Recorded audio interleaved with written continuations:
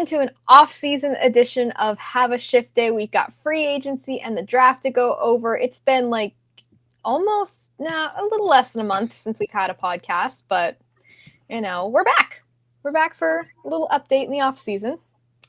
And we've got Ryan back. He hasn't been here in a while. Hey, I'm back. I have a feeling you're going to be on the wrong side of which way I pointed for once this uploads, but I'm on one of them, so that's good. You're on one of them. You're somewhere, but you're here. Yeah, we're here. We're back. So no Jake this week, but that's okay. We've got 3, as long as we've got 3. But yeah, not a super crazy off season. It's a little. This was boring. This was very uneventful, and this off season sucked. I'd say Dubas kind of cooked with some of the signings, though.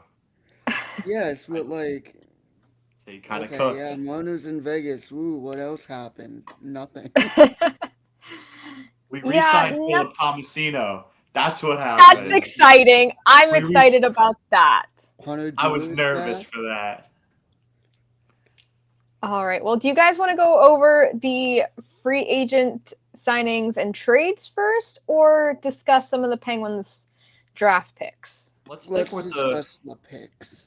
Okay, I like that. Picks? All right. Well, that did happen first. So we're not going to go over every single draft pick because Penguins made a lot of selections. And then also, we're not going to judge too harshly on these two because we don't know how these players are going to be in 2 to 3 years. I mean, we're not going to see them right away. We know that. But Nick trusts in Dubas. I was a little skeptical, but I also don't have a vast knowledge of prospects. I just pulled quotes from elite prospects before the show today, and we'll go over those.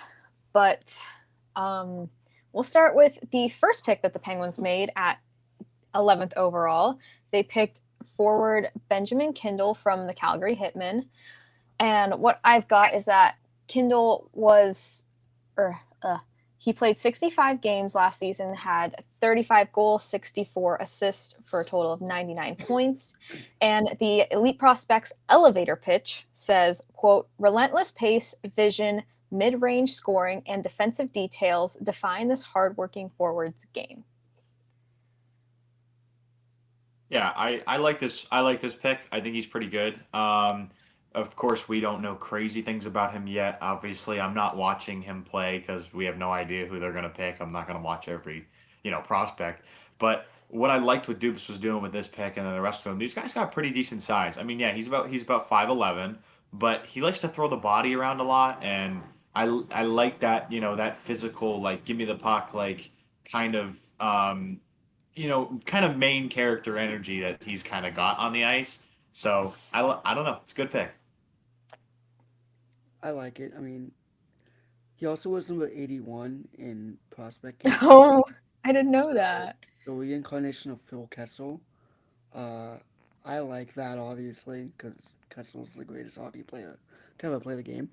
But yeah, he seems pretty solid. I mean, he seems to be a guy who definitely... You having fun there, Ryan? What's up? I just saw you trying to edit the game notes while I was speaking. I'm actually not on the game notes. I was looking at prospect stuff right now. Was that me then? I'm not even in there. I don't know. It said Ryan Jones. Anyway. Maybe, I don't know. But yeah, I mean, he's solid. He seems to be solid passing. He seems to have good passing. And like you said, he's pretty physical and not a puck hog, but a puck. What's the word I'm looking for? I had it and now it's just gone. But he likes having the puck. And like you said, he likes throwing the body, even though he's not the biggest guy, which might be good. And he also is pretty solid defensively as well. I know he's not a defenseman, obviously, but he's great back checking and he seems pretty promising. I think Dubas knows what he was doing, taking that guy, and yeah.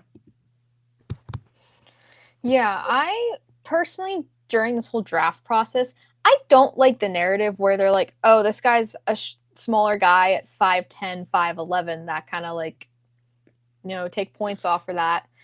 I feel like we really shouldn't be talking about how that's like an issue, because there are plenty of guys in the NHL right now who are not 6 foot, who are elite players and who will get in the dirty areas. I always think of Gensel. He's like 5'10" or 5'11", and he's always in front of the net, and he's putting up 40-goal seasons.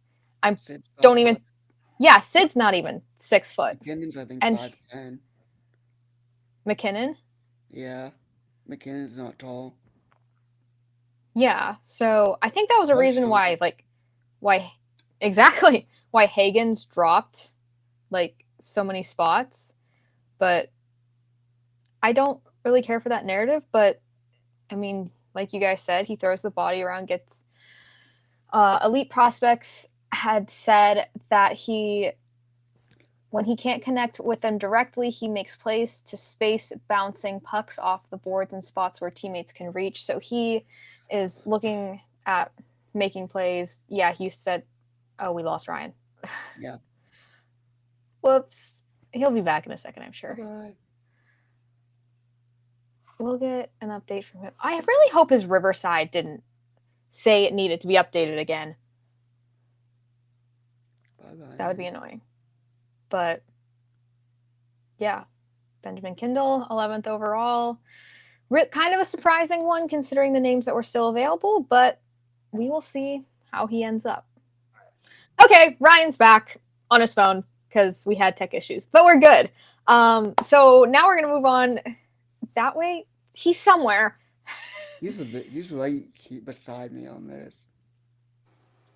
Oh, he's like on the opposite. Okay, everything's flipped for everyone. He's right here for me. Nick, right now you're pointing to me from what I can see. Oh, Nick's pointing to me from what I can see. Yeah, I think it's just yours, Megan. I think yours is just messed up. Megan's up here and Nick's over here. I'm up top. Here for me. Okay, at the end of this, I want everyone to just take a picture with their phone of their. Oh wait, you're on your phone. Take a screenshot. I just want to see where everyone is for everybody. Right, I can't use my phone right now because this is what my mic is connected to.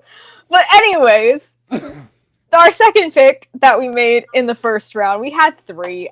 Penguins, we know, traded that 12th pick to the Flyers. Ew.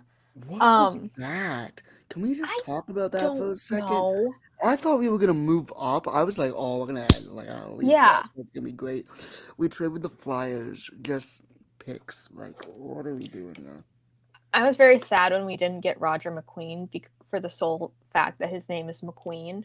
But, listen, he goes to the Disney team. It kind of works. Either that or the Tampa Bay Lightning. Like, I know! Okay, also, Roger McQueen was born the same year that Cars came out. Really? This is a Destiny pick. See, This is also funny and completely unrelated, but there's a NASCAR driver who's like younger than us, but he's considered like a superstar, like a future superstar. He was born the exact day Cars came out. Wow. Okay, now that is Destiny. Oh my gosh. He's 18 and he races Xfinity already, and he already has like several wins. And he's expected to go to the Cup Series next season and be a full. He's already raced in Cup too, and he's expected to go full time next season at like 19. Whoa! What's his name? Do you know it off the top of your head? Zilch. Okay, it's not even close to Lightning McQueen, but does he born at least drive number 95? No, he drives 88 in Xfinity and then 87 in his part-time Cup starts. But next season, he's probably going to drive 99. Okay, that's close enough. I just want to know, what number is Chick Hicks? Chick Hicks is 86. He's too close to Chick Hicks right now. Okay, let's get back on track. So who the Penguins actually drafted at 22nd overall. Yeah, I knew we had 24, but I was like, wait, we had 22 first. Who we drafted 22nd overall was another forward, Bill Zonin from, I might botch this, Rouen-Noranda Huskies. In the QMJHL. I might have got Fun in the fact, QMJHL, I yes. actually drafted this guy on my franchise mode in 2025 for the Penguins. Oh, that's cool.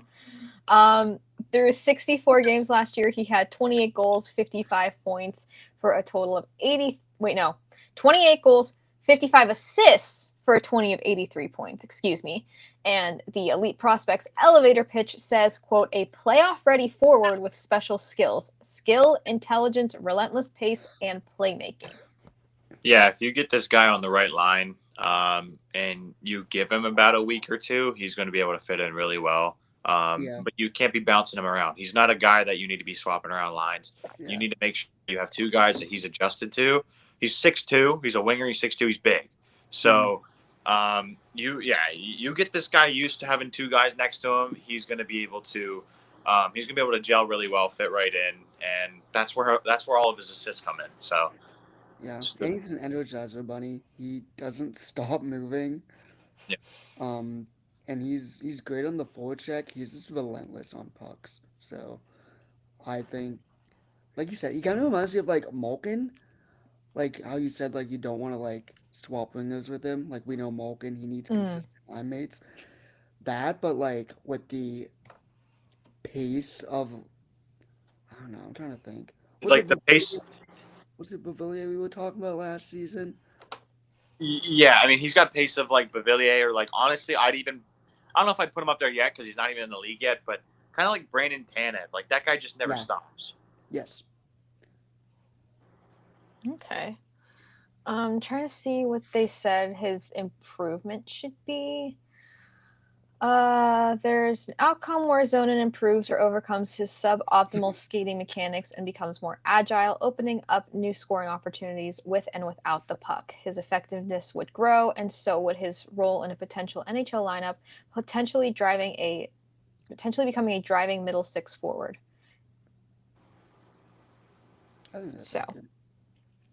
Yeah, I might just need to work on that skating, but again, years to develop. So yeah. Don't want to put too much pressure on these kids. They're all younger than us. It's weird. Still getting used to it. I feel old. Every time I watch the draft now, I'm like, oh my gosh. I'm old. These kids are bigger and stronger and younger than us. Yeah. Well, most athletes are taller than me. And me. But yeah. But what was I gonna say? Oh, I think it was some trade that happened like the day before free agency opened.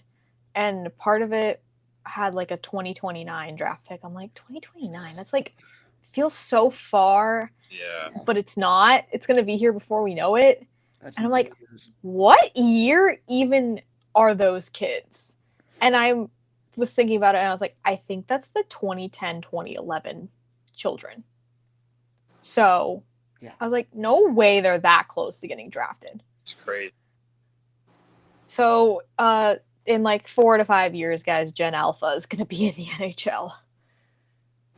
That's scary, fun, cool. Anyways, our final first round draft pick that we made was Will Horkoff. He played on the national team development program and at the University of Michigan last year. He's another forward. All of these guys are labeled as wingers and centers, so they can probably play either, obviously. So at the national team development program last year, Horkoff in 19 games had 4 goals, 4 assists for 8 points. And at Michigan in 18 games, he had 4 goals, 6 assists for 10 points. And his elevator pitch says, a rare midseason jump from the NTDP to the NCAA proved to be the right call for this towering pass-first forward with defensive upside. Skating is the question. Yeah, I'm trying to find there was a tweet about him. I guess in the prospect camp, he's been like the star so far. I guess he's looked really impressive. He's been making some great plays.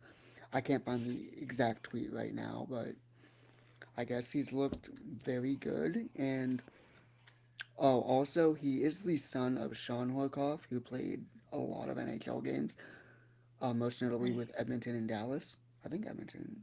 Yeah. He was the captain of Edmonton, I think, actually, at one point. I actually have his hockey card. Oh, cool. Yeah, you were right. Edmonton, he was the captain. Dallas and Anaheim. Anaheim's the other team. Okay. Yeah. And yeah,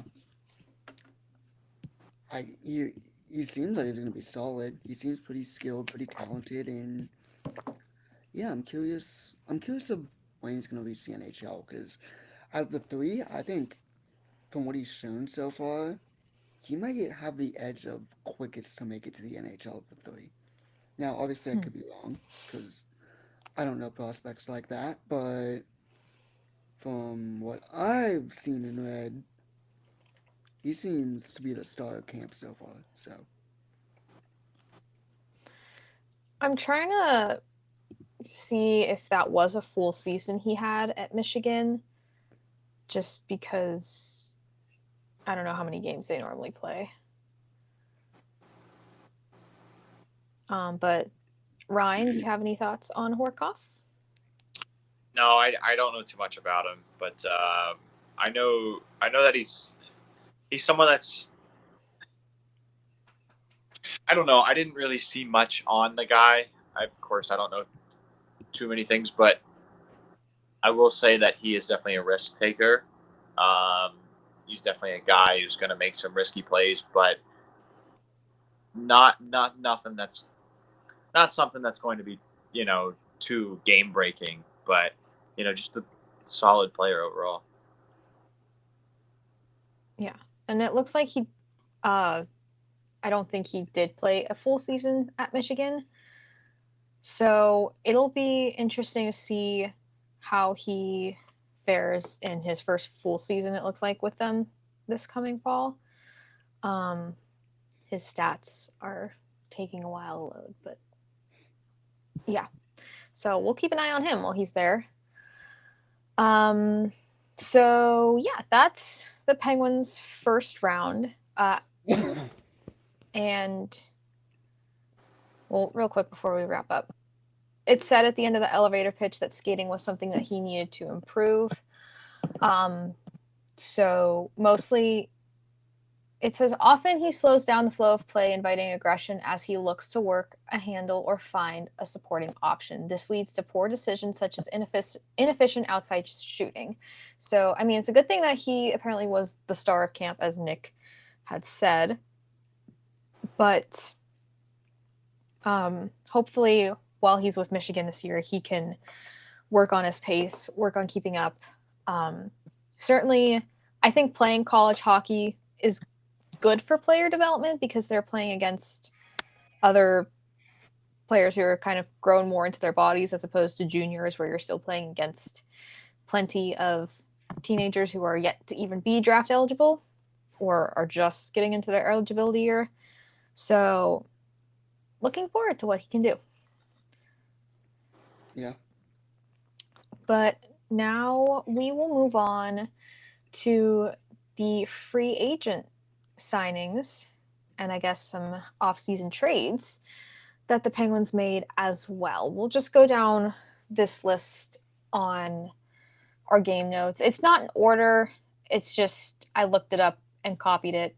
That way I didn't have to type everything individually. It made my job easier. But first on our list, we have defenseman Parker Wotherspoon, who we got from Boston. He comes in for 2 years at $2 million per year. Yeah. Thoughts from you guys? You go first. What's up? You go first. You need to go first? You go first. Okay. I mean, he's far from, I guess, a veteran, 27 years old. He's played, I think he's got about 55 points. What is he, a defenseman? Or? Yeah. Yeah. Okay, defenseman. I don't know how I feel about this pickup. It says he's got 7 points in. He played last year. He's got 55 games. He's got 7 points in 55 games, sitting at -10 on the plus minus. I mean, but here's the thing: you're playing on a Bruins team that is the worst in the Metro. I guess it also depends on your D partner, and I mean, what line you're really basing yourself off of. That's where the plus minus comes from. But I honestly don't know too much, I guess, about this guy. He's got 1 goal in his entire career. He had doesn't really seem like the guy who's going to put the puck on the net too much. Kind of seems like he's just going to get it in and let the forwards take care of it, which I'm not the biggest fan of. But hopefully maybe he can make a change if you could give him a good defensive end partner here. Yeah, he might end up being more of a defensive shutdown guy rather than generating that offense. Because he was the 41 games he played with the Bruins in 2023-24, he was a +6, so that's not too bad. But he was a -10 last year. The Bruins, we know, were just not very good overall. But, we will see.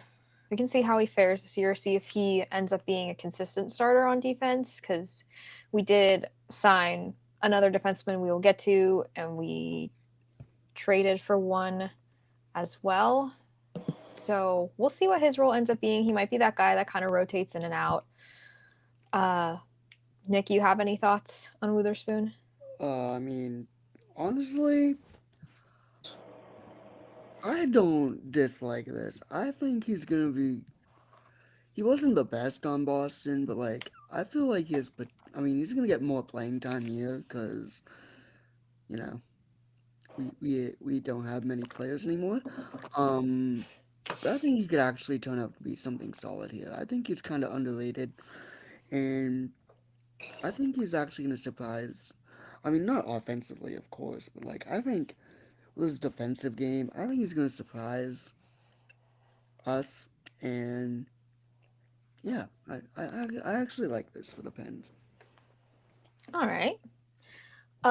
Next, we've got right winger Justin Brazeau from Minnesota, another 2-year contract for $3 million per year. He is a right winger. I might have said that already, but last season hang on, it's separated because he came from Boston to Minnesota, so he might actually have some familiarity with Witherspoon. Doing the math in my head, he had 22 points last year, 11 goals, 11 assists in 76 games. Yes. I had to do the math in my head right there. I'm sorry, guys.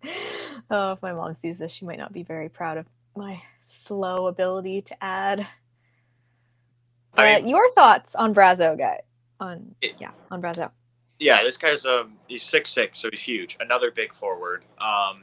But the thing that 22 points for a guy who's playing the second line is pretty good. Did move up, play with Zuccarello a few times, but he did have some good wingers next to him. But if you sit him right on that second, third line spot, our team, as much as we're an old team, we do have a good amount of depth, and I think we have a lot of experience. Our team has a lot of experience in the NHL. You bring in a guy like Brazeau, who really hasn't. He's played 4 years in the league. This might be his 4th. He's relatively newer. You give him a guy who made a veteran on a team. I think he's going to fit in well. 22 points is not too bad. So, I don't know. I guess we'll see. This will actually be his 3rd season in the NHL. He first came into the AHL in 2019-2020. Bounced around with the ECHL as well, but last year was his first full season in the NHL because he bounced between Providence and Boston in 2023-24. But yeah, now he's more of a full-time guy. Yeah. I don't know. Do you not? This guy. You don't like it, Nick? Listen. Yeah, he's 6'6". I think he weighs 240 or something. But he doesn't use his body at all. For that size, that strength, you'd think he'd go around like hitting people, being physical. He doesn't. He's afraid to hit people. He doesn't use his body to win puck battles. He just kind of. He honestly, the only thing he's good for is standing in front of the net on power plays. And that's all he does is he just kind of stands there. If you watch him, all he does is like stand there. He doesn't he doesn't do much. I mean, sure he gets like a decent amount of points, but that's mostly because of the people he's playing with. Um, he's got to use this. If he's gonna be on this team and he wants to be effective, he's got to start using his body more. Like if you're 6'6" and 240, you gotta be throwing your body around, like mucking it up in front of the net. You gotta be using that frame that he has to get the puck and win those battles in the corners, and he just doesn't. I mean, he's kind of a pylon. I just hope that I don't know if I'd call him a pylon. I mean, this guy's averaging at least 2-3 shots a game, and he's working his way through the hash marks nonstop. I mean, I wouldn't call him a pylon. yeah, Obviously, I'd use his body more, but I would not go anywhere near that. but like he doesn't take effective shots. He just kind of throws it on the net. But let's think about that though. I mean, who on the Penguins really takes effective shots anymore? I mean, that's why we Sid- got him. That's why we got him. That's it. I mean, we need somebody to just put the damn puck on the net. You know what I mean? Like, I mean, that's what he does. we don't have Yeah. we need to shoot the puck more. And if anyone can put the puck on the net, and if he doesn't, then he doesn't. But I mean, how many times have we screamed that the past 2 years? we need this team to shoot more. I mean, we average like maybe 18, 19 shots a game. That is nowhere near where we need to be. No, I agree with you, but the thing is, if you're 6'6", you have to be the guy who's in front of the net getting the rebound, not the guy taking the shots. You just said he stands there in front of the net during the power play, so he's Right. doing what you want him to do. Yeah. Yes, but then he I don't know, he's just... I think you just proved your own point, or disproved your own point. I don't know Right. which direction we're going, but No, but yeah. like, on the see. power play specifically, he just stands there. But like, when it's 5-on-5, he just takes weak shots and doesn't stand in front of the net. Like, We'll see. well, he does what you want him to do on the power play, and he just doesn't yes, but do then what you that's want him all to he do. does. He doesn't go after the puck. He doesn't... When the puck goes off the goalie and then into the corner, he doesn't actually, like, chase the puck and go get the puck. And if he does, he doesn't win the puck battle. Well, on the power play, you want that Or guy. hit the guy either. That's what the winger's got to do, though. You need the winger to go do that. Yeah, but he is the winger is the thing. I know, but if he's the guy who's going to plant in front of the net, he's not going to chase the puck into the corner. You can't do that. I mean, yeah, that's true. I don't know. We'll see how he does this fall. I hope. Here's to hoping Justin Brazeau proves Nick wrong. Please. Right. I'm gonna root for you. Like, I'm not gonna like boo him or anything. Of course, I'm gonna cheer for him. I just want him to play better than how he did on Minnesota and especially Boston. Who knows? Maybe Dan Muse can coach him into being a really good player. Yeah. We'll see. We've got a lot of question marks heading into this season about how things are going to work out with new people, but that's the exciting part about it, I guess. From what I've heard, he is a really nice guy in person, though. So, well, that's good. We do love nice guys. of course. Okay, the next two I have on our list is our two RFAs we re-signed. First, we have Connor Dewar, who we got from Toronto at the trade deadline last year, left winger, 1 year, $1 million. I don't really have much to say. I mean, he came in late last year, but also, I mean, $1 million, it's not bad. I mean, I'm glad we're not giving him any more, so just kind of wait and see him. Yeah, I mean, like, I wouldn't say that he was a difference maker in a good way or a bad way, but also by that trade deadline, we knew, like, we're not going anywhere. We're not in the playoffs. So, I mean, we'll see what he can do now that he's going to have training camp to get used to people. He's gotten used to people in March and April. So who knows? Maybe he could be more effective this year, but Yeah. we will see. But someone who was really effective last year was Philip Tomasino. Probably one of the. I'm probably happiest about this signing because he was.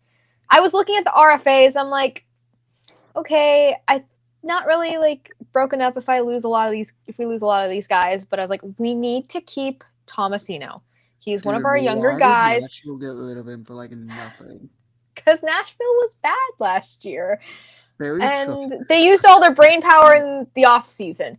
But that was the one player I was like, okay, I have said we need to get younger, and he is younger, and he's an effective younger player. And yeah, he had some injuries last year. Maybe he'll be a little stronger this year, but he was a good, solid player for us, put up a good, solid amount of points, and maybe he'll be on Sid's line this year. If Raquel and Rust are gone, I could see that being someone who gets moved up if those trades happen. Yes? Did we resign Tommy Novak? Oh, no, I don't think we have. Is he a free agent? He might be, now that I think about it. Now that you bring it up. He might not be, though. Actually, I don't think he is. Okay. I think we're fine with that. I literally forgot we had Thomas Novak on this. I'm going to be so for real. Well, he got injured like after we acquired him, so like he hardly played. Yes, he is not a free agent. He's still okay. Okay, so we're not going to slander Tommy Novak. A guy who can be better. Dude, how did we get Tommy Novak and Phil Tomasino for literally like nothing? We gave away Michael Bunting, though. And? That's a lot. That's a little bit of something. That is something. Okay, but I mean, Bunting was no Gensel, but like he at least was effective. I liked Michael Bunting. Gonna be good next season. Like Tommy Novak could put up 50 points for us. Okay, that's a take. I'm debate with me all you want. I think Tommy Novak can put up 50 points next season. We'll see. I don't know, but we're gonna talk about Tomasino right now. Yeah, let's. And any thoughts you guys have? Because I already kind of gave my spiel. Yeah, I agree with you. This is the biggest signing. Yeah. This was like a needed to happen signing. Yeah, and for as little money we gave him, I mean it's a steal already. So this is good. It was good by Duvas.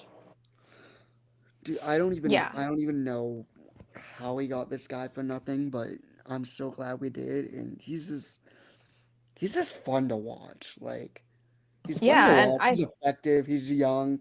He's what this team needed. Yeah. And I had no idea who he was when we got him, but I love him. He's great. I mean, I don't want him to leave. He was really underperforming on Nashville. He's always been like a good prospect, like someone who people think could like. I mean, he's a first-round pick for a reason. I always had him on the radar as like potential star. And Nashville just wasn't working out. This was one of the things where, like, you could tell it just needed to change the scenery. And, he's fit like a glove here. And I have high hopes for him as well. Nice. All right. Well, let's move on back to our UFAs that we got. We have another big name we got that I have question marks about. But Ryan is clearly excited. We got Anthony Mantha for 1 year at $2.5 million. My biggest question mark with him. Clearly, Ryan has something for guys named Anthony. No, this guy, I have something to say. All right, can I say what my little asterisk is? I'll end this. Okay, you end it. I'm gonna start. He has been injured the past year or so. Didn't really play a lot last year. So I don't. Started and then got hurt. Yeah, he's a good player. Don't get me wrong. It's just, I know it was like a knee injury he had, Yes. So my only question is he going to be able to get back up to that speed that he used to play with this knee injury? Is his scoring potential still going to be there? We'll see. I'm not saying it won't be, but I'm not saying it will be. I'm not a doctor, so I don't know how injury recoveries always go. But Ryan, your clearly happy thoughts This is a huge. If the question can be answered like in the right ways, can he keep his momentum up? I mean, he played 13 games. He had 7 points in just 13 games at the very beginning of this year after a long offseason. I mean, Flames didn't make the playoffs in the previous year, talking about that. He's a huge guy, 234 pounds. He's 6'5". And if this guy can keep up that momentum, I mean, he had a ton of time to rebuild himself and work it. Yes, I think he's 30. So he is on like the older side when talking about like, I guess age for normal players. But he's going to be 31 by the start of the season. Okay, he'll be 31, but if he can just, remember how it was before that, and of course he hasn't just been sitting around. He's been active this offseason after dealing with that injury. So if he can be able to keep the same mindset that he had when he was playing for the Flames, this guy is going to be a huge asset for this team. I mean, he's physical. This guy gets in. He's not a dirty player, but he's going to do what he has to do to get the puck, and he's where he needs to be almost all of the time. And this is just a great pickup if he's okay after his injury. So super excited about it. I think this is huge. I actually really agree with you, Ryan, here. Like you said, he's a big guy, and this is a guy who actually uses his body and isn't like Brazier. This is a guy who actually uses his body. He is big. Maybe he can teach Brazo a couple things. Dude, I'm with Ryan here. When I saw this, I was like, no way. Like, I really like this signing. Not to mention, I do want to say this. If we trade Raquel or Rust and he moves up and plays with Crosby, I didn't think about that one either. I tell you what, Mantha could honestly, I could see him breaking career highs on the first or second line with Pittsburgh. I think he's going to be that type of signing where, like, I could see him having a fantastic season in Pittsburgh. I think he fits like a glove here. I think he's exactly what this team needs. I'm very looking forward to seeing Anthony Mantha in wearing a Penguins jersey come that first game, because I think this is a beautiful signing by Dubas. That's what he needs to do, though. They need to put him on one of those upper top two lines. Because yes, absolutely. And I'm not just saying this because I was a huge Beauvillier fan, but that's exactly what we saw with Anthony. You put him up there with Crosby. This guy was averaging 1.5 points per game, and we were winning games. You took him off of that line when Rust and Raquel started boosting back up to the first line. He didn't produce as well. You send him over to Washington. Then he's stuck there on that second line with those Washington players and absolutely dominated. You put him with a good line, same with Mantha. You put him with a good line, he's gonna produce. I literally think it could be a career season for Anthony Mantha. Like, especially if they trade Lester Raquel and put Mantha in that position.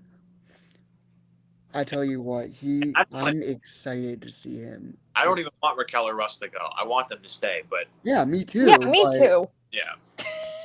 Jinx. But I mean, of course we want them to stay. When it happens, you have a solid guy in Anthony Mantha here who can, in my opinion, I think he could fill that role.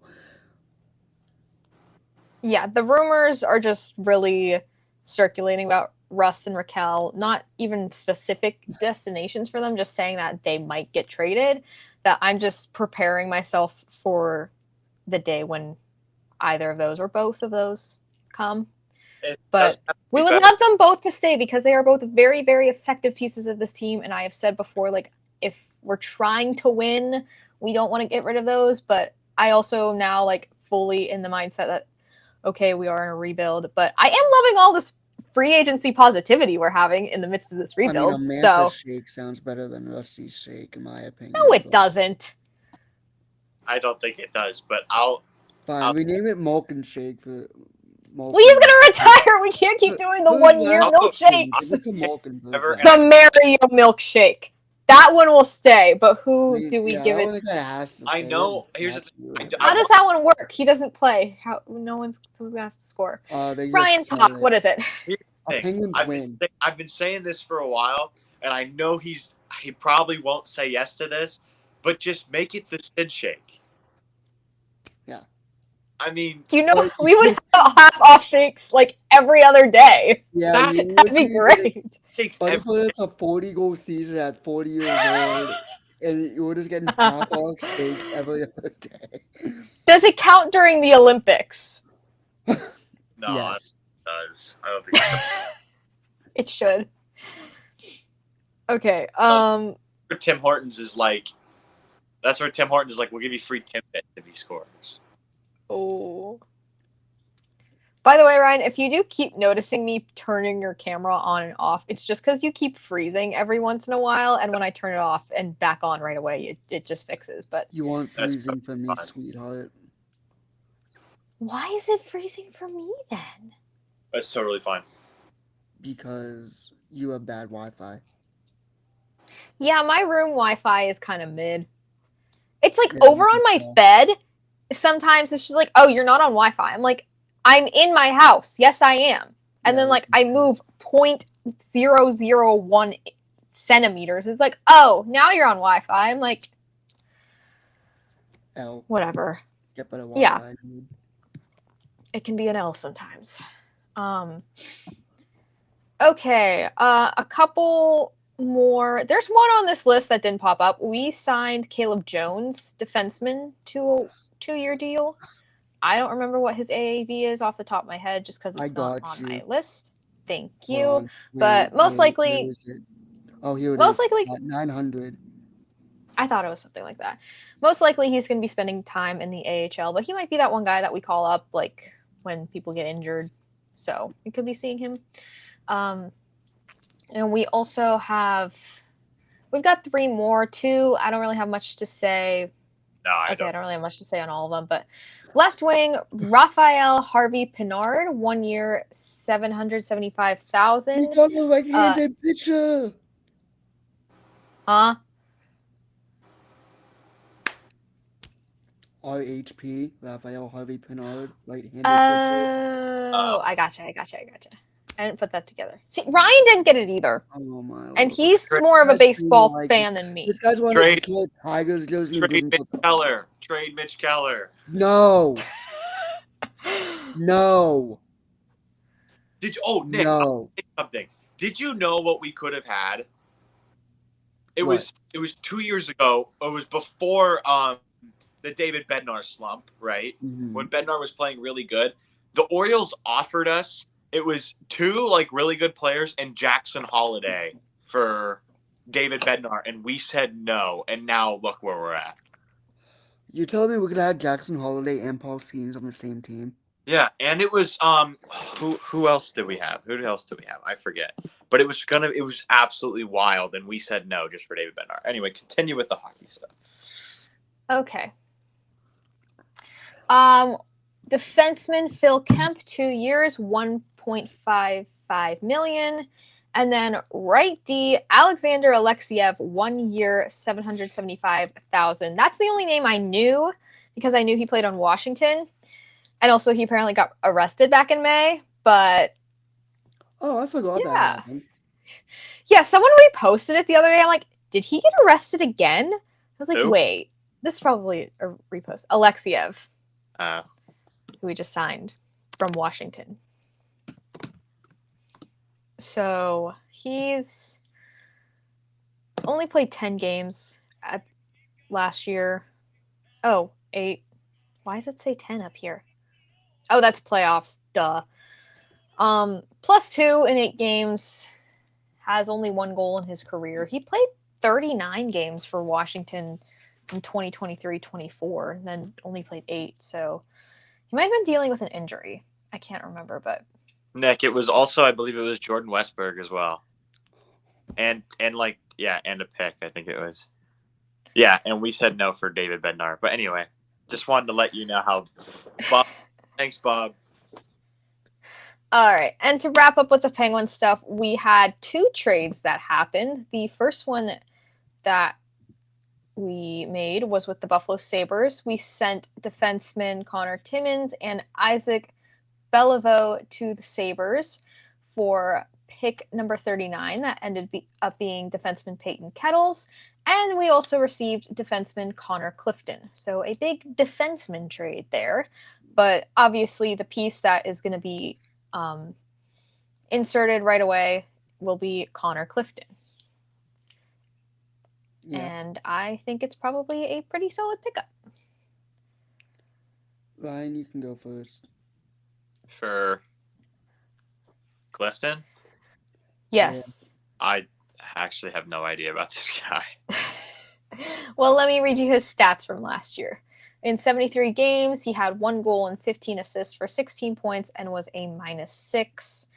The year before that, though, he played 79 games, 4 goals, 14 assists for 18 points, was a +12.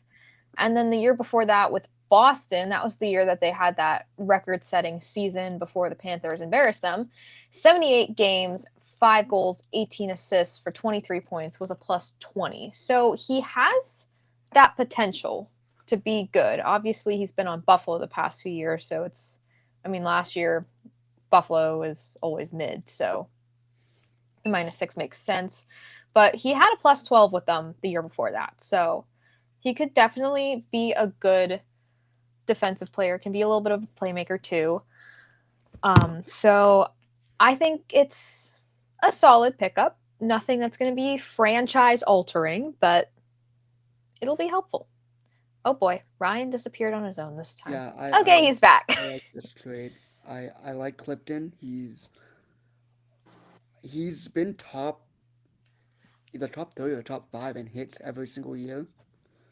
The past few years. So he's gonna throw his body. He can fight. He isn't afraid of that. So he'll be entertaining to watch. And also he's just like a solid defenseman. Like he doesn't do anything really dirty. He'll actually stand up for our guys, which has been big for, so that way Sid doesn't have to defend himself, or Malkin doesn't have to defend himself. And we got a 2nd-round pick. So Timmins was decent. He didn't play that much for Pittsburgh. Isaac Beliveau, he's not like on my franchise mode where he's become a star.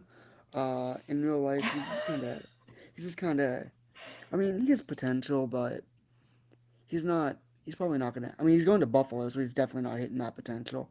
Yeah. So, yeah, I think this is a solid piece of work by Dubas. I like it. And yeah, slay. All right. Well, and then one more trade that we made. I really want to know your guys' thoughts on this because kind of a bit of a surprising one, at least in my opinion. I wasn't really expecting it. We traded Ned. We traded Alex Nedeljkovic to San Jose for a 2028 3rd-round pick. So with that happening, it's looking like our goalie tandem is going to be Jari and Blomqvist. And when either of them get hurt, notice how I said when, because goalies always get hurt, we might be seeing Sergei Murashov sooner than I know we had wanted to. Because I know we talked at the end of last year how we wanted him to stay in Wilkes for at least the majority of next year. But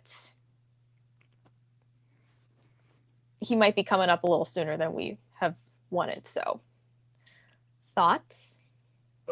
Blomqvist got a full-time job, and you just gave him away. That was it.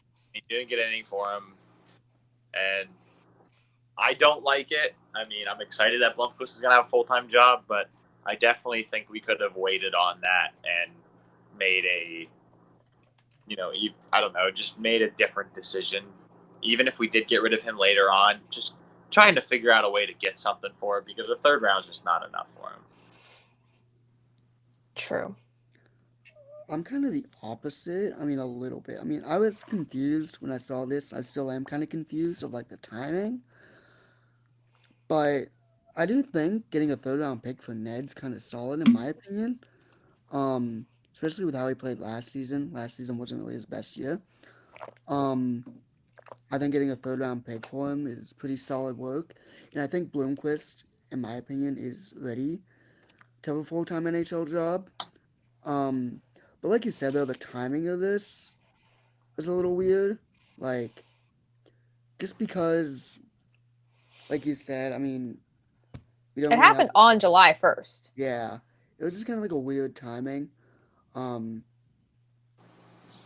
yeah, I don't know. I just felt like maybe you would have waited like more. Like could have been like a September and October move, maybe even a November move. Like just seeing how Bloomquist did as kind of giving him more reps, if that makes sense, and seeing how Jari does, and then if they're both doing solid, then you make that trade. Um, but yeah, I just think I like the move. I like the trade itself. I think just the timing of it was just kind of a weird. I just don't think it would have. It should have been necessarily a summer move, if that makes sense.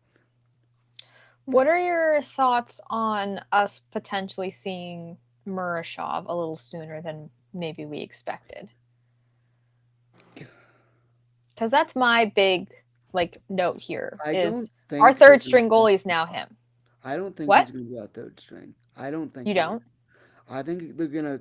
If they're gonna, I think they're either going to bring in some unsigned goalie, like some free agent goalie, to be our third string, or they're gonna have Philip Larson be our third string goalie. Is that who else plays in Yes, I think Wilkes? he's Okay. I agree more with. NHL ready than Murashov. Well, I mean, I don't think he's really NHL ready by any means, but I think third stringer, you could kind of. I think he could be a good like call up option. I think better than Mersh because I think Mershop you cannot have him up as your third string yet. Absolutely not. You have I to give him a full season in AHL. Okay. I think it depends on. I think it's a big timing thing. If it's December or before, we're gonna make a move for a goalie. But if you're looking in, January, February, I wouldn't be shocked if Mershkov's the backup for whoever else isn't hurt. I think that's fair. I mean, it also depends how Mershop does this season, right? Does in the first half of the season. Right. Yeah. Like he could struggle, but I mean Larson has more experience than Mershov in the AHL. So I think with that and with Larson being older and more experienced, I think he's gonna be the third string, like the goalie we call up. At least for right now, until we either do end up getting a goalie somehow, or even if we don't, I still think it's going to be Larson Yeah.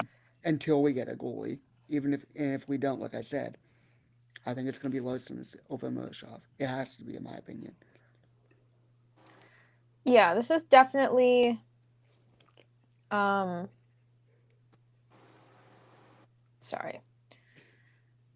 Yeah, even just looking, I pulled up the roster for Wilkes-Barre. It gave me their playoff roster, and it looked like Murashov wasn't even on their roster, at least for their playoff run. It looked like it was Blomqvist and Larson that they were going with as their goalies. So my thinking now is that with Blomqvist up with us, this is going to give, like you said, Murashov more of an opportunity to have more starts in Exactly. Yes. Wilkes, have more of a full season. And maybe they'll try and rotate with him and Larson. I think they should try and have a good, healthy rotation.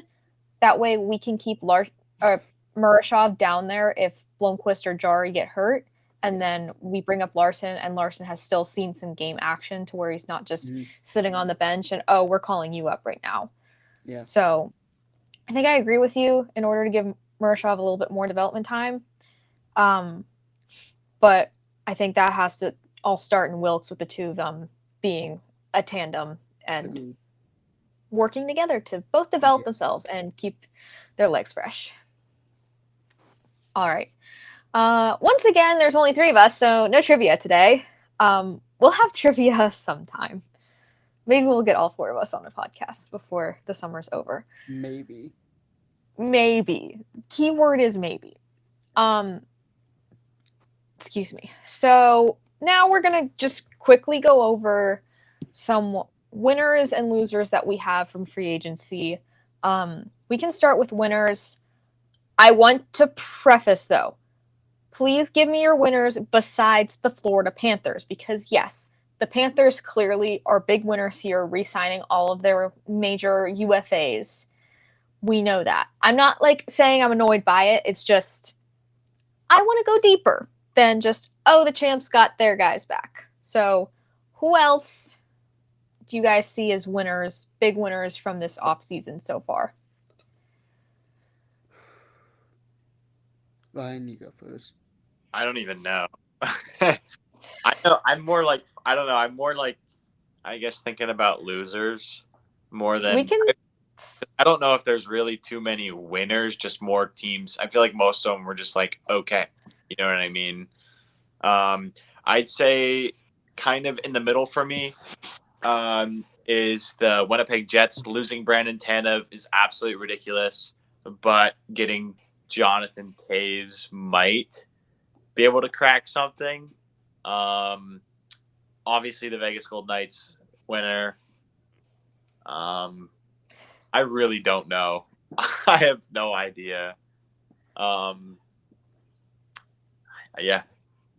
Boston Bruins is definitely a loser, but okay, we'll get more depth from you when we hit losers. Nick, do you have any winners? I don't know. I mean, I'm trying to look. Right oh now. no, that 10. Just to because I have to remember all the signings. Because are you at 10% on your phone, Ryan? What was it, 10%? Do you need to go grab a charger? You can run and go grab a charger real quick. I wouldn't be able to stand it up like this. I'd be sideways.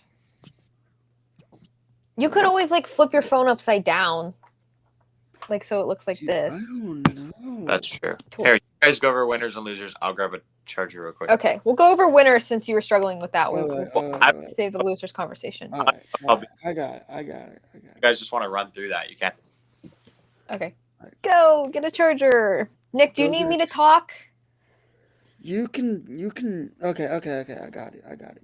Okay. So, tell me your winners. I have to say, I like what Carolina did. I was gonna say Carolina. Yeah. I mean, getting Ehlers, getting JT Miller, getting Keandre Miller, two very solid pieces of work. Re-signing Stankoven for what they got, for what they signed him to was great. I know you said not to mention Florida, but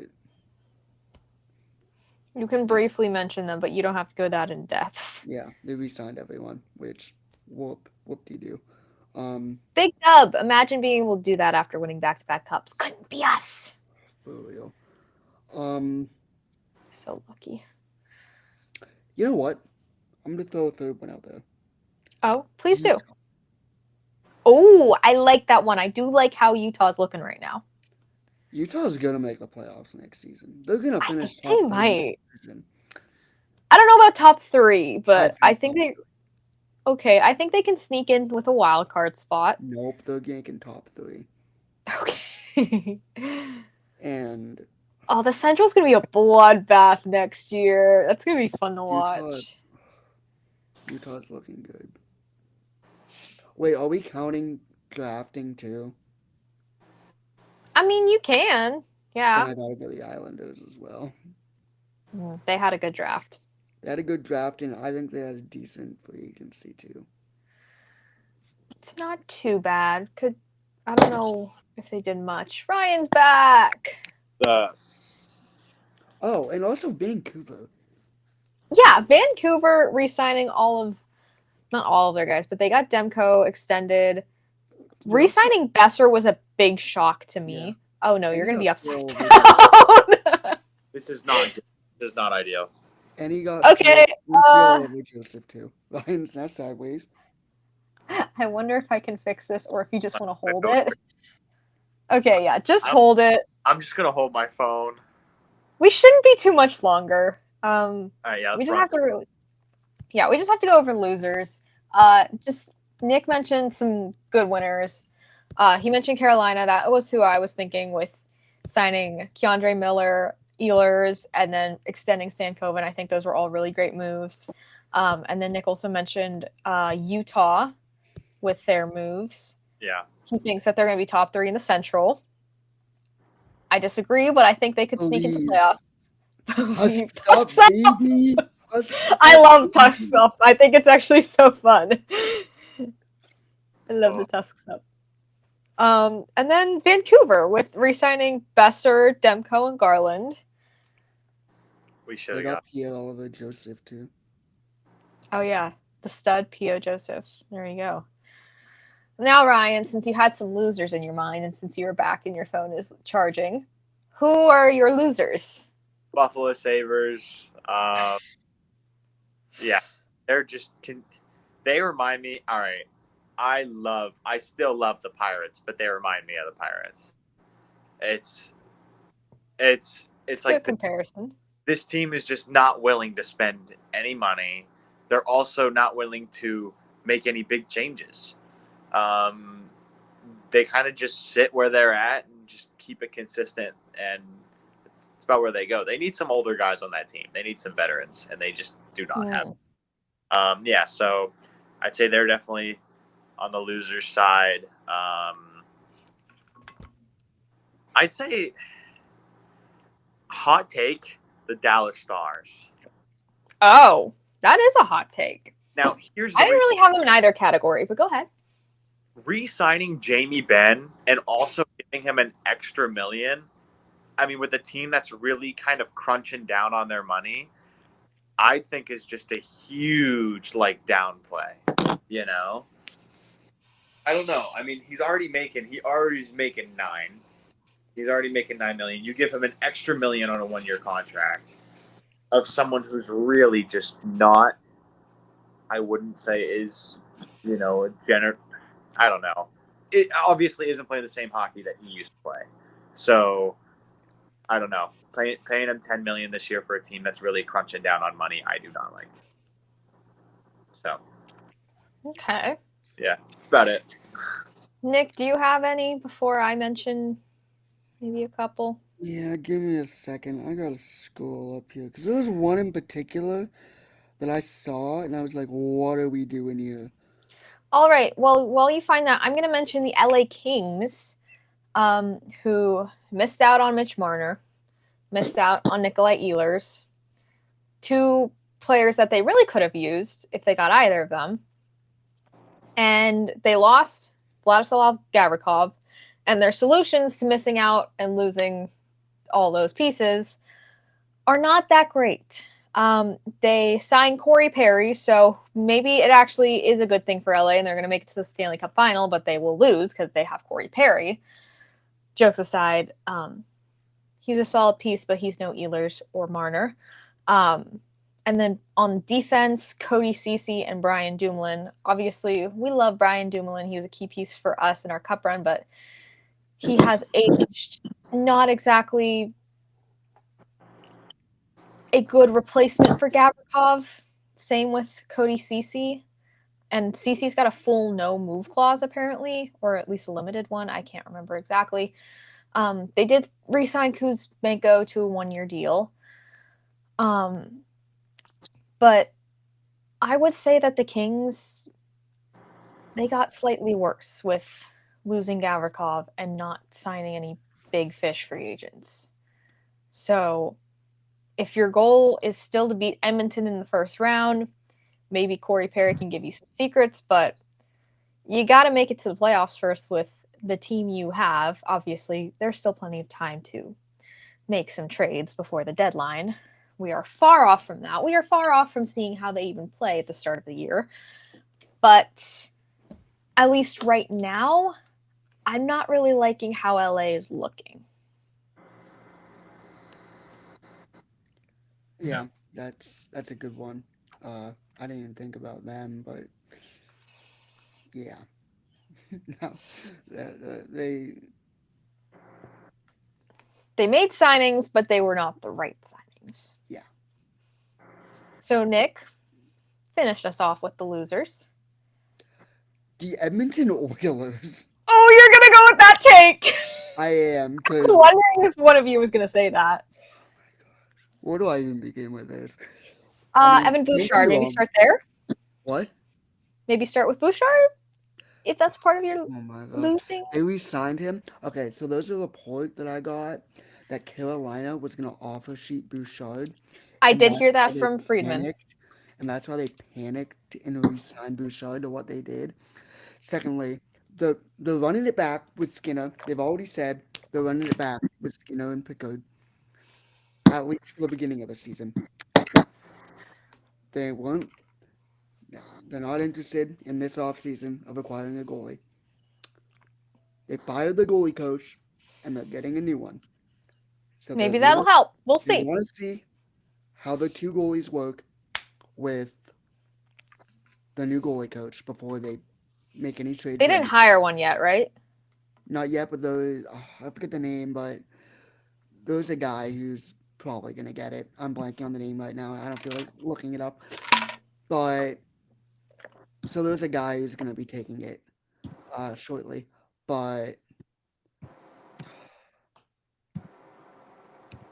listen, the Mangiapane signing I like. I really like Mangiapane. I think he's a very, very good winger. And they cleared some cap by trading Arvidsson. Yes. And I think he's going to flourish. But also, they can't get rid of the Henry contract. They aren't getting rid of Darnell Nurse's contract. They're basically just trying to run it back with the same team. And, I mean, the definition of insanity is doing the same thing over and over again and hoping it works. Yeah. They... Yeah, Edmonton. I wouldn't say they got better, but I also wouldn't do anything. They didn't improve, but they didn't get terribly worse either. Like Mangiapane is better than. You have to remember too, they traded Evander Kane. Yeah, that's true. I mean, Mangiapane is a replacement for Evander Kane. You know, on that second line, who's gonna replace? What's his name? Is it gonna be Savoy? Is he gonna? Corey Perry? Is that who you're thinking of? Oh my God! They even got rid of Corey Perry, and they got. Okay, maybe they did get worse because I know before the playoffs we had talked about how their depth didn't do much during the regular season. So then their depth decided to wake up at the playoffs, and they made it to the final. Yeah. Part of that depth, Evander Kane, Corey Perry, who are top line guys. Corey Perry was very key on that power play. I remember just watching the Western Conference Final and the Stanley Cup Final and being like, guys, get on Corey Perry. Yep. Watch Corey Perry. And then Corey Perry scores. I'm like, what did I just say? But who's going to replace that? He was really good for them in front of the net. Who's going to replace Kane? Like, they didn't really get deeper. And they need their depth because their depth didn't really show up much in the final. They kind of relied on Connor and Leon a lot. That didn't work, clearly. Yep. And like we mentioned in our last episode, that one Matthew Tkachuk quote that he said at the end where he's like, we are a team. We're not just two players. I'm definitely not quoting that specifically correct, but basically was saying along the lines like, we don't rely on only a couple guys like they do. So, yep. And it seems like Edmonton has not been able to take a hint that they still cannot do that because after back-to-back years in the Stanley Cup Final, you lost to the same team and it didn't work. Yep. So, yeah, I agree that Edmonton, yeah, it was good for them to re-sign Bouchard, but you only re-sign him for 4 years. He's still going to be pretty, I don't want to say pretty young because he'll be close to 30 when that contract expires, but 30 isn't old. That's like, you could still be in your prime around that time. If this is his prime, I mean, offensively, fantastic. Defensively, he's a little Erik Karlsson 2.0. Oh my gosh, he is, and he's getting paid like Erik Karlsson too. Yeah. Less, actually, but close. It doesn't matter. His defensive game, the amount of mistakes he's made during the Stanley Cup Final was, oh my gosh. Yeah. Honestly, I'm they glad should've you just let the brought up Canes it. out to shoot 'em. What? They should have just let the Canes out. They should have. We needed some drama this offseason. We got Not to nothing. mention, he would have become because the Canes are such a good defensive team, right? Yeah. His defensive mistakes on that team wouldn't have been a They problem. would have just been fit. Oh my gosh. Imagine him being paired with Jacob Slavin. That's literally what I was gonna say. I was gonna say put him That with would have been Slavin so and like good for put him Carolina. with Slavin, and that's the best defensive pairing in the league. Like, Oh, that would have like, been so good. like put him with Jacob Slavin, and he would like that pairing would have been top, like the top pairing in the league. Like, Ryan, any thoughts on and the Oilers before we wrap up this Nah, discussion? No. I'll say one last thing to wrap it up, completely shifting away from the Oilers. Upon our rivals, the Philadelphia Flyers hiring Andre Petrosky to be their fighting coach is absolutely insane. Yeah, that's the Broad Street Broad Bullies. Street Bullies are back, I guess? Yes. Literally, Rick Tocchet bringing in a UFC freaking featherweight champ or lightweight champ. And then Dubas counterpointed that by bringing in Connor Clifton, Justin Brazeau, re-signing Boko Amama, and Mantha. So at least the Pens are gonna be entertaining next year. Like, Quick side note, I can't remember when it was, but I think I did have a dream that we traded for Darnell Nurse. there were rumors about that as well. I think like the rumors fueled my dream. I'm like, why did we trade for Darnell Nurse? What are we doing? But I woke up and I'm like, oh, we didn't. It was just a dream. Nikki, so that. I was invested in the hockey news those past couple of days. If I was no, dreaming about free agency, so I think there was another trade that happened in my dream too. I can't remember though. I just remember dreaming that Darnell Nurse got traded to the Penguins. Anyways, no, thank you. Moving on real quick. Two more things I want to go over. Not really much discussion. The NHL has finalized the new CBA. I think the players still need to vote on it, but I haven't heard anything that there's going to be any issues. But this is just a list of new things, at least from one Instagram post, that will be included in the new CBA. There are some things I am a little confused on. I think maybe only one. No, there are a couple things I'm confused on. But let me just read this real quick and then get your thoughts on some of the changes, especially this first change that we have. We've got an 84-game regular season that is going to start in 2026-27, meaning that preseason games will be shortened to 4 games, and players over 100 games played can play a max of 2 games in the preseason. Maximum player contract length shortens to 7 years, 6 years for free agents. New comprehensive playoff salary cap system closing the LTIR loophole. Don't really know how that one works quite yet. Draft pick signing rights to universally expire at age 22, regardless of league. Deferred salary is banned. Significant increase to Stanley Cup playoff bonus pool fund. It's nearly doubled. The establishment of full-time e-bug position within teams. And no more mandatory game day dress codes for players. And there was one more thing about neck guards. I want to say it's any player entering the league after or 2026 and after is now required to wear a neck guard. Yes. So let me just get that date right. Yes, neck guards are not mandatory for all players, but they are required for new players entering the league starting in the 2026-27 season. So every single rookie that year will be wearing a neck guard, and every single rookie for the rest of time will wear a neck guard after that. And in like 20 years, everyone will have a neck guard, which I think, honestly, that is a good call just because we all know what happened with Adam Johnson.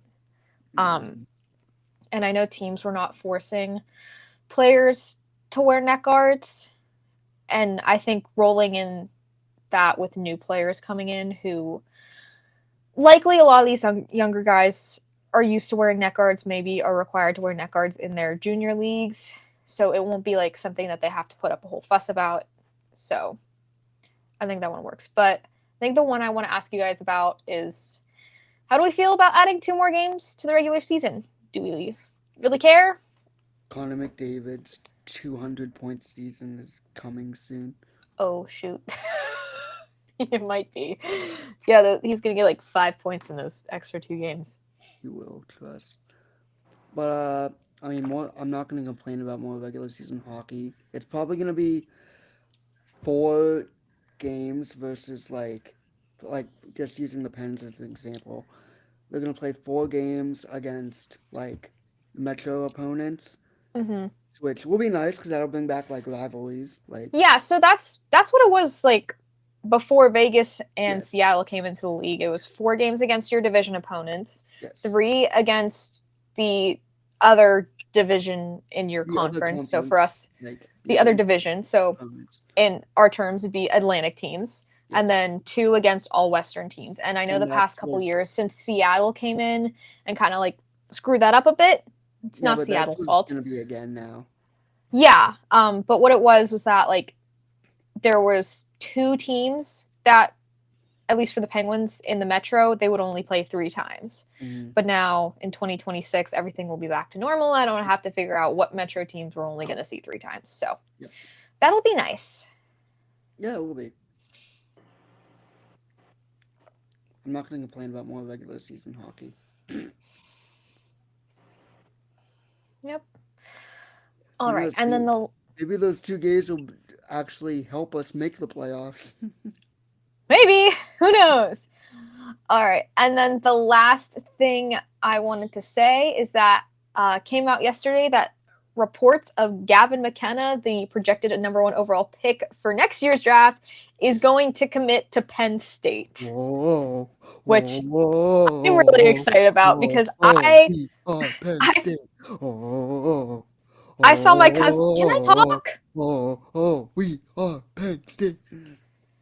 I saw my cousin this past weekend, and he goes to Penn State. And he said, "Oh, did you hear that McKenna might come?" I'm like, "Yeah, I saw that he's either going there or Michigan State." And it was still like up in the air at that point when we saw each other. And he's like, "Oh, if he comes to Penn State, you should come up for a game." I was like, "Oh yeah, absolutely. I will come for a Penn State game." So I'm going to go to a Penn State game this year, guys. I can't wait. One of my friends, I haven't talked to her in a long time though, but she actually, we graduated together. She's like she goes to Penn State, Maine. She's like known for like making like custom creative signs that like taunt the opponent of who Penn State. She's already like well known for the Penn State student section for that. Like, but yeah, I haven't talked to her in a while. I might have to text her now and ask her about Gavin McKenna going to Penn State. Yeah, so that'll be exciting. What'd you say, Ryan? Sorry. That we need to, how we went to Columbus. We'll still go to a Pens game somewhere else, but we make like a little Penn State trip. That'd be fun. We should go to a college game. That'd be so what? Cool. We might have to make more than one trip this year. We'll figure it out. Yes. We'll see what all of our schedules look like. And not to mention, his NIL deal is $700,000. Oh yeah, expensive in I think college sports. In college sports, not just hockey. No, college hockey. Sorry, not college sports. I was gonna say, what about football? I was gonna say, I think Travis maybe Hunter baseball and Shadea Sanders have like over $1 million at Colorado. So yeah. Oh, and there was a softball player on. Was it Texas A&M that got paid like $1 million? The pitcher. My dad was watching the softball World Series and he was like explaining it to me. It was, I guess Patrick Mahomes like convinced this girl to go to Texas A&M. I think it's Texas, or no, I think it's Texas Tech. It's Texas Tech. Patrick Mahomes convinced this girl. Okay, Brittany. Good luck, Brittany Mahomes. You got some competition. Well, I don't know. Wait, what is this? What? Do you have breaking news before we end the podcast? Maybe, unless this is just about the CBA, and this is like kind of late news. Well, we were talking about the CBA. No, it's literally It's literally about the CBA. It's nothing. We already talked about it. Oh, okay. And I also forgot to mention that the NHL has officially signed the agreement to send players to the Olympics. There was no doubt that that was going to get done, but it's official. I cannot wait, guys, for the Olympics. I will be watching women's Olympic hockey on my birthday at 10 in the morning. USA plays. They already released the schedule, and I'm like, okay, I'm going to have to watch a lot of hockey during school next year. Oh, So yeah. let's hope we have a chill professor. But I can't wait for the Olympics, guys. I'm so excited. I just can't wait for hockey to be back now. Me too, because now that basically everybody's signed, it's just like nothing is happening. So Yeah. we're just for the schedule to come out. Why? This is my one question and like issue I have. Why doesn't the NHL like tell us when the schedule's coming out, like the NFL? Like how they have schedule release day. Because they just like to be like, hi, you bored? Here's the schedule for next season. Yeah, they just like to be like, surprise, here's the schedule. I just want to know so I can look forward to it. Yes, it's a surprise again. Yeah, I mean, surprises are fun. Sometimes I don't really care for them, but like this is one where I'm like, okay, you can tell me the day that you're going to do this so I can expect it. It's kind of how I am for the NASCAR schedule for next year because, as I mentioned to Ryan, oh, Megan, I forgot to tell you, this is completely unrelated to the podcast, but you want to go on a little road trip next summer? To where? Atlanta. I mean, I have a place I can stay. Why are we going to Atlanta? NASCAR. Oh boy, okay. I don't know if I'm interested in going to a NASCAR race myself, but I will think about it for the next 12 months. Well, you need to, whenever the schedule comes out is when tickets come out, and they will probably sell out, so. Well. If you don't want to go, but you can come on the trip. We'll see. You can stay with Morgan and Molly. Well, yeah, I'll stay with them. Morgan might be in school during the race. Let's see. Because she actually goes back in a couple days. So. Well, if it's the same time, it'll be the week before this weekend. Like 2 weeks ago next year.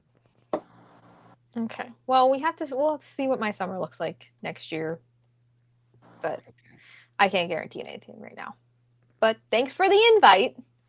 Of course. And to the listeners and viewers, thanks for watching today. We covered everything. It was a great discussions with the UFAs for Pittsburgh, and our draft picks as well. Looking forward to next season, even if we are in a bit of a rebuild. I just miss hockey a lot, so I have some breaking news for Ryan. Oh. O'Neal Cruz is in the home run derby. Okay. I'm not expecting that. Okay, so I was Cruz a bit surprised by that. You think so? Is Paul Skeens going to the All-Star game? Yeah. Yes. Cool. All right. Well, that is it for this week's episode. Make sure you are subscribed to Have a Shift Day on YouTube and Spotify if you aren't already. Hopefully we get a couple more episodes out this summer. Try and get some guests on. That would be fun. But in the meantime, make sure you're also following us on social media at HaveAShift_A on Instagram, TikTok, and X to stay up to date when or if we have a new episode out. Any breaking news that we might go over.